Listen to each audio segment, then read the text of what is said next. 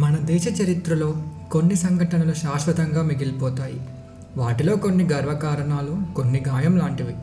1962లో జరిగిన భారత చైనా యుద్ధం భారతదేశ చరిత్రలో ఒక మర్చిపోలేని బాధగా నిలిచింది. కానీ అదే యుద్ధం మన దేశాన్ని శక్తివంతంగా మార్చిన కీలక మలుపు కూడా. బ్రిటిష్ పాలనలో భారత ఉత్తర సరిహద్దులు సరిగ్గా ఖరారు కాలేదు. 1914లో సిమ్లా ఒప్పందం ద్వారా మెక్మహన్ లైన్ అనే బౌండరీని బ్రిటిష్ ఇండియా, టిబెట్ కలిసి అంగీకరించాయి. కానీ చైనా మాత్రం దీన్ని ఎప్పుడూ గుర్తించలేదు. టిబెట్ మీద తమ సార్వభౌమాధికారం ఉందని చైనా ప్రకటించింది. బ్రిటిష్ వారు వెళ్ళిపోయిన తర్వాత మనం వారిచ్చిన మ్యాప్స్ మీదే ఆధారపడుతూ సరిహద్దును గుర్తించకుండా వదిలేశాము. ఇక మన అప్పటి భారత ప్రధాని నెహ్రూ గారు ఒక ఐడియలిస్ట్. వారి ఫారెన్ పాలసీ పూర్తిగా శాంతి, సహవాసం వంటి విలువల మీద ఆధారపడి ఉండేది. 1954లో ఇండియా, చైనా మధ్య పాన్షీల్ అగ్రిమెంట్ మరియు నాన్ అలైన్డ్ అగ్రిమెంట్ కుదిరింది. అంటే మ్యూచువల్ రెస్పెక్ట్ మరియు నాన్ ఇంటర్ఫియరెన్స్ ప్రిన్సిపల్తో కూడిన అగ్రిమెంట్. హిందీ, చీనీ భాయ్ భాయ్ అనే నినాదాలు దేశమంతా వినిపించాయి. కానీ ఈ మధ్య తరహా స్నేహం వెనుక చైనా వ్యూహాత్మకంగా వెళ్తూ భారత భూభాగాల్లోకి చొచ్చుకొచ్చింది. అదే సమయంలో చైనా అక్రమంగా అక్సై చిన్ మీద రహదారి నిర్మాణం మొదలుపెట్టింది. మన గూఢచారులకే ఇది ఆలస్యంగా తెలిసింది. ఇది మనం తొలిసారి చేసిన అతిపెద్ద పొరపాటు. 1962 యుద్ధానికి ముందే అంతర్గతంగా భారత్ తగిన స్థాయిలో సిద్ధంగా లేదు. ముఖ్యంగా రక్షణ శాఖ మంత్రి వికే కృష్ణ మీనన్ నిర్ణయాలు చాలామంది సైనికాధికారులకు నచ్చలేదు. అతను రాజకీయంగా ప్రతిభావంతుడు కావచ్చు, కానీ మిలిటరీ లాజిక్ని అర్థం చేసుకోలేకపోయాడు. సైనిక శక్తిని తగ్గించాలి, ఆర్మీ అవసరం లేదు అన్న భావనతో వ్యవహరించారు. 1959లో లెఫ్టినెంట్ జనరల్ థెరాట్ అనే సీనియర్ ఆఫీసర్ ఒక ప్రత్యేకమైన లాల్ కిలా రిపోర్ట్ను తయారు చేశారు. ఈ రహస్య నివేదికలో చైనా గూఢచర్యం, దాడుల అవకాశాలు, హిమాలయ రక్షణ లోపాలు అన్నీ స్పష్టంగా వివరించారు. అయితే ఈ రిపోర్ట్ కేంద్ర ప్రభుత్వం పట్టించుకోలేదు. ఇదే సమయంలో మిలిటరీ వ్యవస్థ రాజకీయాలలో చిక్కుకుందన్న నిరాశతో ఆర్మీ చీఫ్ జనరల్ తిమయ్య తన రాజీనామాను కూడా అందజేశారు. ఈ లోపాలే 1962లో మనకు ఘోరమైన మూల్యం చెల్లించబడింది. ఆర్మీ దగ్గర తగిన ఆయుధాలు లేకుండా -డిగ్రీల చలిలో కొట్లాడాల్సి వచ్చింది. 1959లో టిబెట్లో భారీ బహిరంగ తిరుగుబాటు చోటు చేసుకుంది. ఆ తిరుగుబాటుకు దలైలామా నాయకుడు. దలైలామా తన జీవితం ప్రమాదంలో ఉన్నప్పుడు భారత్ అతనికి ఆశ్రయం ఇచ్చింది. ఈ చర్యను చైనా పూర్తిగా భారత్ మీద విమర్శగా చూసుకుంది. అప్పటి నుంచే ఢిల్లీ మరియు బీజింగ్ సంబంధాలు శూన్యానికి చేరాయి. అనుమానాలు పెరిగాయి, విశ్వాసం కరిగిపోయింది. ఇది భారత్ చైనా సరిహద్దులపై వివాదానికి మరింత ఇంధనం పోసింది. టిబెట్ విషయంలో భారత్ నడిచిన మానవతా మార్గం చైనాకు ఒక హ్యూమిలియేషన్లా అనిపించింది. చైనా దాన్ని భారతదేశం టిబెట్ రెబెళ్లకు సపోర్ట్ ఇచ్చినట్టు భావించింది. అక్కడి నుంచే శాంతి మాయమై అనుమానాల వాతావరణం పెరిగింది. కాగా భారత ప్రధానమంత్రి జవహర్లాల్ నెహ్రూ హయాంలో భారతదేశం ఫార్వర్డ్ పాలసీని 1961లో ప్రారంభించింది.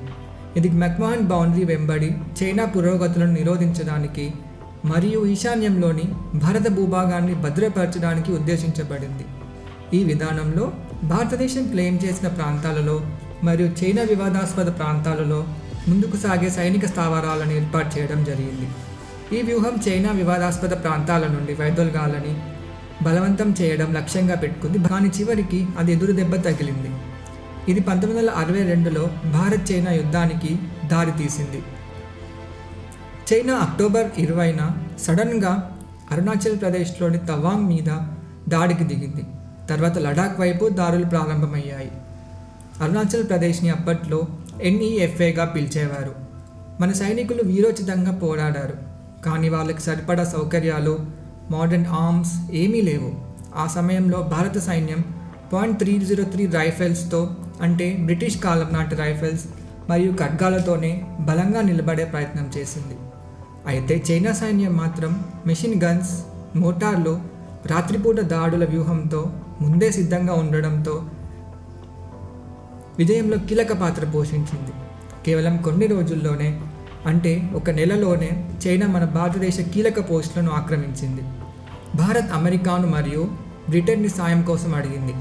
అమెరికా అధ్యక్షుడు జాన్ కెన్నడీ భారత్కు వెంటనే సహాయం చేయాలని నిర్ణయించారు. బ్రిటన్ నుంచి RAF విమానాలు, అమెరికా నుండి ఎయిర్డ్రాప్ ద్వారా ఆయుధాలు పంపించబడ్డాయి. కానీ ఈ మద్దతు ఆలస్యంగా రావడంతో ముందే జరిగిన నష్టం పెరిగిపోయింది. సోవియట్ యూనియన్ ఆ సమయంలో క్యూబా మిసైల్ క్రైసిస్లో బిజీగా ఉండడం వల్ల న్యూట్రల్గా ఉండిపోయింది. అమెరికా ఇన్వాల్వ్మెంట్ పెరుగుతున్న సమయంలో చైనాకు ఒక రియలైజేషన్ వచ్చింది. ఇది ముదిరితే ప్రపంచ యుద్ధంగా మారే ప్రమాదం ఉంది. అందుకే వాళ్ళు యుద్ధాన్ని అర్ధాంతరంగా ఆపేశారు. చైనా నవంబర్ 21న యూనిలాటరల్ సీజ్ ఫైర్ను ప్రకటించింది, అంటే కాల్పుల విరమణ. వాళ్ళు చెప్పిన కారణం, మేము మా లక్ష్యాలను సాధించాం, ఇప్పుడు శాంతి స్థిరంగా ఉంది. అంటే ఆక్సై చిన్ ఆల్రెడీ వాళ్ళ చేతుల్లోకి వచ్చింది. ఇండియాకి గ్లోబల్ సపోర్ట్ పెరుగుతోంది. గ్లోబల్ ఒపీనియన్ ప్రకారం చైనాపై వ్యతిరేకత పెరుగుతోంది.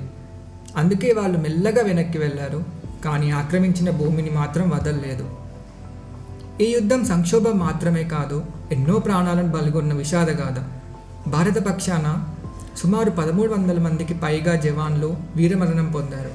అందులో చాలామంది శరీరాలు మంచులో కనిపించకుండానే పోయాయి. 1000 మందికి పైగా గాయాల పాలయ్యారు.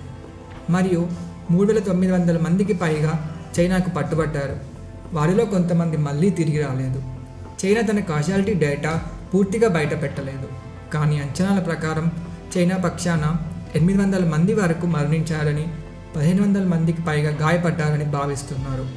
చాలా చోట్ల భారత జవాన్లు తుపాకులు లేకపోయినా గొడ్డలతో కత్తులతో తలపడడం చైనాపై ఉన్న భారత సైనికుల త్యాగం గొప్పతనాన్ని చూపుతుంది. సైనికంగా చూస్తే చైనా గెలిచింది. వాళ్ళు అగ్రెసివ్ ప్లానింగ్, బెటర్ ఎక్విప్మెంట్స్తో సుపీరియారిటీ చూపించారు. భారతదేశం ఓటమి చెందింది, ప్రిపరేషన్ లేకుండా డిప్లొమసీ మీద ఓవర్ కాన్ఫిడెన్స్తో ఉండడం వల్ల. కానీ ఇది ఓటమి కాదని చెప్పవచ్చు, ఒక షార్ప్ అవేకనింగ్. 1962 తర్వాత ఇండియా యాటిట్యూడ్ పూర్తిగా మారింది. డిఫెన్స్ బడ్జెట్ దాదాపు 2 రెట్లు పెరిగింది. ఐటీబీపీ, బీఎస్ఎఫ్ వంటి స్పెషల్ బార్డర్ ఫోర్సెస్ ప్రారంభమయ్యాయి. డిఆర్డీఓకి పెద్ద ప్రాధాన్యత వచ్చింది. వెపన్స్ మీద ఫోకస్ మొదలైంది. ఎన్డీఏ, ఐఎంఏకి యువత ఎన్రోల్మెంట్స్ బాగా పెరిగాయి. ఈ యుద్ధం మన దేశాన్ని ప్రిపేర్డ్ నేషన్గా మార్చింది. ఈ ఓటమి మన నాయకత్వాన్ని, రక్షణ విధానాన్ని క్వశ్చన్ చేసింది. ఒక నేషన్ ఒకసారి డౌన్ అయినా డిసిప్లిన్ ప్లానింగ్తో ఎలా బ్యాక్ఫైర్ చేయాలో ఈ యుద్ధం నేర్పింది. ఇప్పటికీ మనం ఉగ్రవాదం వంటి వాటిని హ్యాండిల్ చేయగలగడం అదే మన గ్రౌండ్ వర్క్ వలన. 1962 ఒక గాయంగా మిగిలిపోయినా అది మన స్టామినాని, స్ట్రాటజీని షార్ప్ చేసింది. మన సైనికుల త్యాగం వల్లే ఈ దేశం అంతులేని భవిష్యత్తు నిర్మించగలిగింది. 1962లో చైనా యుద్ధం మనకొక వేకప్ కాల్లా మారింది. అదే జ్ఞాపకంతో 2025లో భారత్, పాకిస్తాన్ మధ్య ఉద్రిక్తల నేపథ్యంలో భారతదేశం పూర్తిగా సిద్ధంగా ఉంది. ఇప్పుడు మన దృష్టి 2 దిశలలో ఉంది. చైనా తూర్పు సరిహద్దు, పాకిస్తాన్ పశ్చిమ సరిహద్దు. 1962లో మనం వదిలేసిన భద్రతా లోపాలు 2025లో మన ప్లానింగ్లో కనిపించవు. డోక్లామ్, గాల్వాన్ వంటి సంఘటనలు మన సరిహద్దు వ్యూహాలను రెయిన్ఫోర్స్ చేశాయి. రాఫెల్ వంటి ఆధునిక యుద్ధ విమానాలు, బ్రహ్మోస్, తేజాస్ డ్రోన్స్ ఇవన్నీ ఇప్పుడు మనకున్న ఆస్తులు. స్వదేశీ హైటెక్ పరికరాలతో డిఆర్డీఓ అందించిన ఆధునిక శస్త్ర సామగ్రి భారత ఆర్మీని మరింత బలంగా తయారు చేసింది. 2025 యుద్ధం అనేది ఒక రిటాలియేషన్ కాకుండా 2 దశాబ్దాల సైనిక వ్యూహాలు, భద్రతా సంస్కరణల ఫలితం. అందులో 1962 ముళ్ళదారిలో నడిచి వచ్చిన అనుభవం బలమైన నేర్పుగా మారింది.